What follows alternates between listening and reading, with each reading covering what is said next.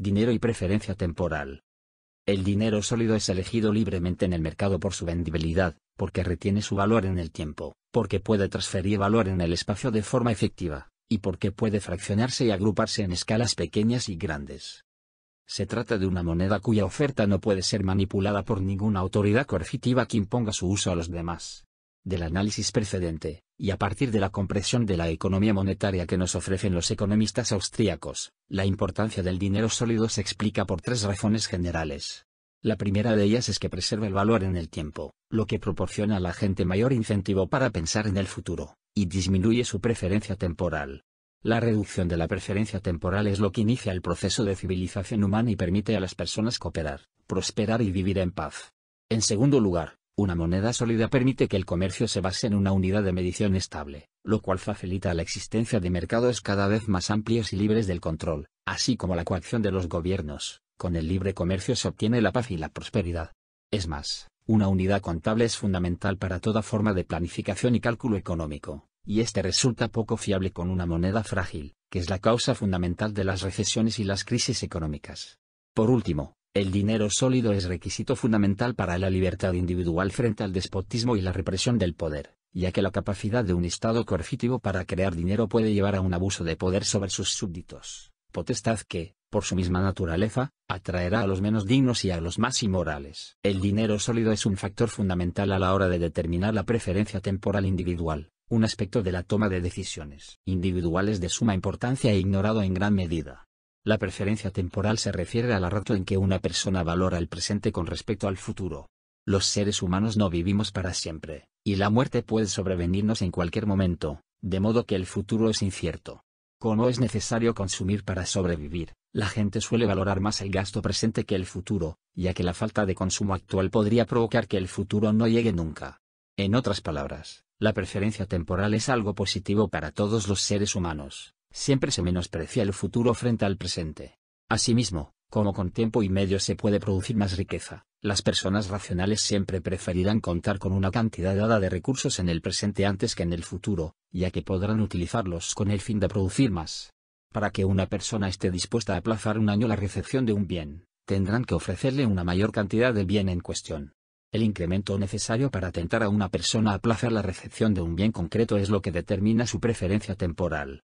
Todos los seres racionales tienen una preferencia temporal diferente de cero, pero esta varía de un individuo a otro. La preferencia temporal de los animales es muy superior a la de los humanos, ya que actúan para satisfacer sus impulsos instintivos inmediatos, y tienen una escasa idea de qué es el futuro.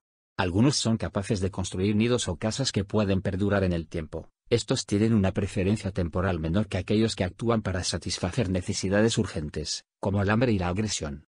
La inferior preferencia temporal de los seres humanos permite poner coto a nuestros impulsos instintivos y animales, pensar qué es mejor de cara al futuro, y actuar de forma racional y no precipitarnos.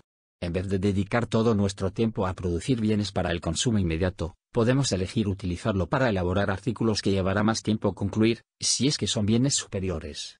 A medida que los seres humanos reducen su preferencia temporal, amplían el alcance para desempeñar tareas durante horizontes temporales más prolongados, y satisfacer así necesidades cada vez más remotas, y desarrollan la capacidad mental de crear objetos no para su consumo inmediato sino para la producción de bienes futuros. En otras palabras, crean bienes de capital.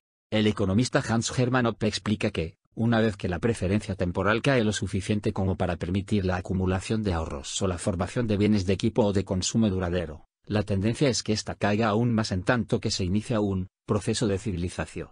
El pescador que fabrica una caña de pescar está en condiciones de capturar más peces por hora que aquel que pesca con las manos. Y el único modo de elaborar la caña es dedicar una cantidad de tiempo inicial de trabajo que no produce pescado comestible, pero que genera finalmente una caña de pescar. Aún así, este es un proceso que lleva asociada cierta incertidumbre, ya que la caña podría no funcionar, con lo cual el pescador habría malgastado su tiempo en vano. La inversión no solo requiere postergar la gratificación, sino que, además, conlleva siempre cierta asunción del riesgo de fracasar, lo cual significa que solo se llevará a cabo con la expectativa de obtener una recompensa. Cuanto más baja sea la preferencia temporal de una persona, más posibilidades habrá de que ésta invierta, retrase la gratificación y acumule capital. Cuanto más capital acumule, mayor será la productividad de la mano de obra, y más prolongado será el horizonte temporal de producción. Para entender la diferencia de manera más vívida, contrastemos dos hipotéticos individuos que empiecen de cero, solo con sus manos y distintas preferencias temporales. Harry tiene una preferencia temporal superior a la de Linda. Harry decide dedicar su tiempo exclusivamente a capturar peces con las manos, necesitando unas 8 horas al día para apresar la suficiente cantidad para comer cada día. Linda, por su parte, con una preferencia temporal menor, solo destina 6 horas a atrapar peces, arreglándoselas con una menor cantidad de piezas al día, y dedica las otras 2 a elaborar una caña de pescar. Tras una semana, Linda ha logrado hacer una caña de pescar que funciona. Durante la segunda semana, ella puede pescar en 8 horas el doble de peces que Harry. La inversión de Linda en la caña de pescar le permite trabajar solo 4 horas al día, y comer la misma cantidad de peces que Harry, pero, como ella tiene una preferencia temporal más baja, no se quedará dormida en los laureles. En lugar de sentirse satisfecha, Linda dedicará 4 horas a capturar tantos peces como Harry en 8 horas, y, luego, empleará otras 4 a acumular capital, construyéndose un barco de pesca, por ejemplo. Un mes más tarde, Linda cuenta con una caña de pescar, y una embarcación que le permite adentrarse en el mar. La productividad de Linda no solo es superior por hora, sus peces son diferentes y de mayor calidad que los que pesca Harry. Ahora solo necesita 1 hora para garantizarse la comida del día, de modo que dedica el resto de su tiempo a acumular más capital, fabricando cañas de pescar, redes y barcos mejores y más grandes, que a su vez incrementarán su productividad aún más y mejorarán su calidad de vida. El test de la golosina, realizado en Stanford a finales de la década de 1960, representa una importante demostración de la importancia de la preferencia temporal. El psicólogo Walter Mischel dejaba a niños en una estancia a solas con una golosina o una galleta, y les decía que podían comérsela si querían, pero que volvería en 15 minutos, y si no se la habían comido les daría otra como premio. Es decir, los chavales tenían la oportunidad de elegir entre obtener la gratificación inmediata de comerse el dulce o postergarla y recibir 2. Es una forma muy simple de verificar la preferencia temporal de los niños. Los estudiantes con una preferencia temporal baja fueron los que consiguieron esperar a la segunda golosina o galleta, mientras que aquellos con la preferencia temporal más elevada no consiguieron hacerlo. Mischel hizo un seguimiento a los niños décadas después, y descubrió una correlación significativa entre el hecho de tener una preferencia temporal baja medida con el test de la golosina y un buen rendimiento académico, buenas notas en la selectividad, un adecuado índice de masa corporal y una ausencia de adicciones a sustancias.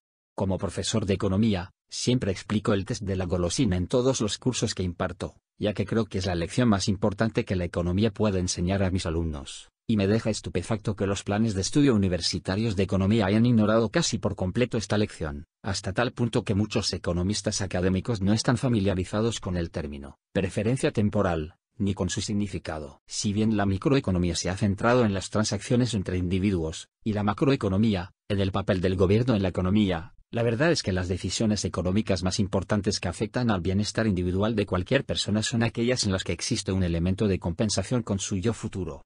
Cada día, una persona llevará a cabo varias transacciones económicas con otros individuos, pero participará en un número mucho mayor de intercambios con su yo futuro. Los ejemplos de estos últimos son infinitos: decidir ahorrar dinero en vez de gastarlo, invertir en adquirir formación y determinadas habilidades para poder desempeñar un trabajo mejor en el futuro en vez de buscar de inmediato un empleo con un sueldo más bajo, comprar un coche funcional y cómodo en vez de endeudarse en la compra de uno más caro, trabajar horas extra en vez de salir de fiesta con amigos, o, mi ejemplo preferido, y que suelo utilizar en mis clases, apostar por estudiar el material del curso cada semana del semestre en vez de hacerlo todo de golpe la noche antes del examen. En cada uno de estos ejemplos, nadie obliga a la persona en cuestión a tomar una determinada decisión, y el primer beneficiario o perjudicado por las consecuencias de las mismas siempre es el propio individuo. El factor principal que determina las decisiones en la vida de una persona es su preferencia temporal.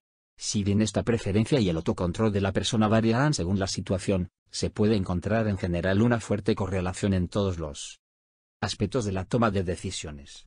La cruda realidad que debemos considerar es que muchas cosas en la vida de una persona estarán determinadas en gran medida por estas transacciones entre ella y su yo futuro. Por más que quiera culpar a los demás de sus fracasos o compartir el mérito de su éxito con otros, es probable que los infinitos tratos que haya cerrado consigo misma sean más importantes que cualquier circunstancia o condición externa. No importa cuánto puedan conspirar las circunstancias contra una persona con una baja preferencia temporal, lo más probable es que encuentre un modo de priorizar su yo futuro hasta alcanzar sus objetivos. Y no importa cuánta suerte tenga una persona con una preferencia temporal elevada, ya que encontrará la manera de continuar saboteando y engañando a su yo futuro. Los abundantes casos de individuos que han triunfado contra todo pronóstico, y bajo circunstancias adversas contrastan con los de aquellos dotados de habilidades y talento y que, sin embargo, se las arreglan para desaprovechar sus dones, y no logran alcanzar algo bueno por sí mismos. Muchos atletas y profesionales del espectáculo con un gran talento que les ha servido para ganar grandes sumas de dinero mueren, no obstante, sin un céntimo, debido a que su elevada preferencia temporal les sustrae lo mejor de ellos. Por otro lado, muchos ciudadanos de a pie y con ningún talento especial trabajan con diligencia, ahorran e invierten durante toda la vida para alcanzar cierta independencia financiera, y legar a sus hijos una vida mejor que la que ellos heredaron. Solo a través de la preferencia temporal las personas comienzan a valorar invertir a largo plazo y a priorizar los resultados futuros. Una sociedad en la que los individuos dejan a sus hijos más de lo que ellos recibieron de sus padres es una sociedad civilizada, es decir, una sociedad en la que la vida está mejorando. Y en la cual la gente vive con el objetivo de hacer que la vida de la siguiente generación sea mejor. Conforme los niveles de capital de una sociedad siguen en aumento, se incrementa la productividad y, junto con ella, la calidad de vida. Garantizada la seguridad de sus necesidades básicas, y prevenidos los peligros del entorno, la gente dirige su atención hacia aspectos más profundos de la vida. Que el bienestar material y la monotonía del trabajo, cultivan familias y vínculos sociales, emprenden proyectos culturales, artísticos y literarios, y procuran ofrecer contribuciones perdurables a su comunidad y al mundo. La civilización no consiste en más acumulación de capital per se, por el contrario, tiene que ver con lo que la acumulación de capital permite alcanzar, con la prosperidad y la libertad para buscar un significado superior en la vida cuando las necesidades básicas están cubiertas y los peligros más acuciantes controlados. Hay muchos factores que entran en juego a la hora de determinar la preferencia temporal de los individuos. La seguridad que siente la gente con respecto a su persona y sus propiedades es, sin duda, una de las más importantes. Las personas que viven en zonas de conflicto y criminalidad tienen una significativa posibilidad de perder la vida y, por consiguiente, es probable que no tengan tan en cuenta el futuro, lo cual da lugar a una preferencia temporal más elevada que la de aquellas personas que viven en sociedades pacíficas. La seguridad de los bienes es otro factor decisivo que influye en la preferencia temporal de la gente. Sociedades donde es probable que gobiernos o ladrones expropien o roben de manera aleatoria la propiedad individual tendrán preferencias temporales más altas, ya que tales actos llevarán a que los individuos prioricen gastar sus recursos en gratificación inmediata en lugar de invertirlos en bienes de los que podrían verse privados en cualquier momento. Las tasas tributarias también afectan de manera negativa a la preferencia temporal. Cuanto más altos son los impuestos, menor cantidad de sus ingresos pueden quedarse las personas. Esto lleva a la gente a trabajar y a ahorrar menos de cara al futuro, porque es probable que las cargas fiscales reduzcan los ahorros más que el consumo, en particular aquellos que cuentan con pocos ingresos, la mayoría de los cuales son necesarios para sobrevivir. No obstante, el factor que afecta a la preferencia temporal que más concierne a nuestro análisis es el valor futuro previsto del dinero. En el mercado libre, donde la gente puede elegir libremente su dinero, escogerá la forma de dinero con mayor probabilidad de conservar su valor en el tiempo. Cuanto mejor conserve su valor una moneda, la gente que la use estará más incentivada a postergar el consumo, y a dedicar recursos para la producción en el futuro, dando lugar a la acumulación de capital, y a la mejora de las condiciones de vida, y generando al mismo tiempo en las personas una baja preferencia temporal en otros aspectos no económicos de su vida. Cuando las decisiones de carácter económico están orientadas al futuro, es normal que también lo estén todo tipo de decisiones.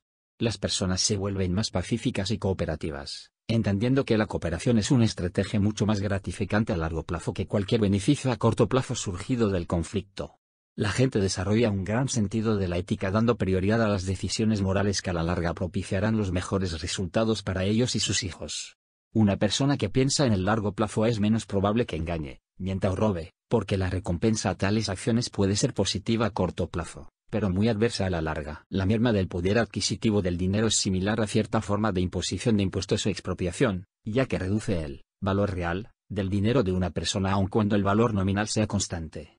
En la economía moderna, el dinero emitido por el gobierno está vinculado de manera inextricable a tipos de interés artificialmente más bajos, lo cual es un objetivo deseable para los economistas actuales porque fomenta el endeudamiento y la inversión. Pero el efecto de esta manipulación del precio del capital es la reducción artificial del tipo de interés que revierte en ahorradores e inversores, así como del que pagan los prestatarios. La consecuencia natural de este proceso es la reducción de los ahorros y el incremento de los préstamos. Al margen, las personas consumirán una mayor parte de sus ingresos, y pedirán prestado más de cara al futuro. Esto no solo repercutirá en sus preferencias temporales a la hora de tomar decisiones financieras, sino que es probable que se refleje en todos los aspectos de sus vidas.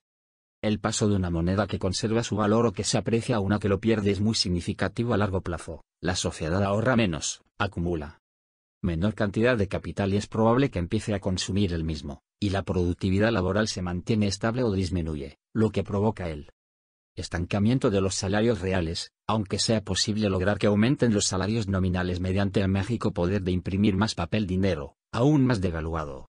Como la gente comienza a gastar más y a ahorrar menos, todas sus decisiones las toman de cara al presente, lo que acaba por provocar deterioros morales y una mayor probabilidad de participar en conflictos, y de adoptar un comportamiento destructivo y autodestructivo. Esto ayuda a explicar por qué las civilizaciones prosperan bajo un sistema monetario sólido pero se desintegran cuando a dicho factor se les resta valor. Como ocurrió con los romanos, los bizantinos y las sociedades europeas modernas. El contraste entre los siglos XIX y XX puede comprenderse en el contexto del abandono del dinero sólido, y de todos los problemas concomitantes que ello provocó.